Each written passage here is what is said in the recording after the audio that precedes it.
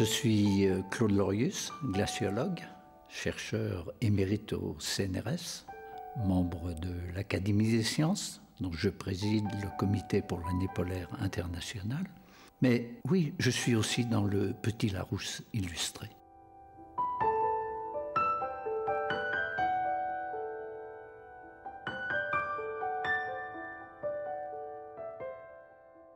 Les calottes polaires, celles du Groenland et de l'Antarctique, sont formées par les couches de neige qui se déposent année après année et qui s'enfoncent, qui s'écoulent vers la côte.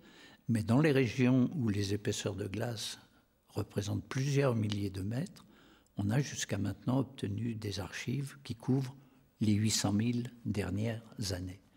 Alors qu'est-ce qu'on a dans ces archives ? Eh bien, on a d'abord l'histoire du climat passé, par exemple jusqu'à 800 000 ans maintenant.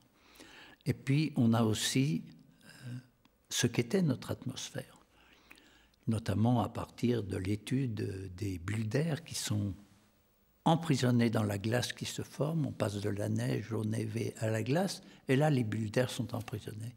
Et quand on va les étudier, des centaines de milliers d'années après, eh bien les bulles d'air ont conservé la composition de l'atmosphère. Ces champs de recherche, effectivement, se font à partir de carottes. Une carotte, c'est quelque chose qui fait 10 cm de diamètre, pas plus. C'est rien comparé à la surface de notre monde.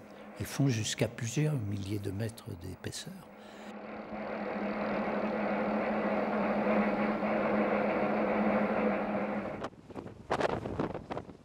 Au début, on a considéré ça comme un miracle. Notre premier carottage, quand on a affirmé, par exemple, la relation entre gaz à effet de serre et climat, une carotte de 10 cm, et on a dit ça, c'est l'atmosphère de la planète. Et donc, on était un peu culottés. Mais la suite a montré qu'on avait raison. Mais je crois que le jeu en valait la chandelle. Ils ont beaucoup apporté à l'histoire du climat et aussi à jeter un regard sur notre climat du futur.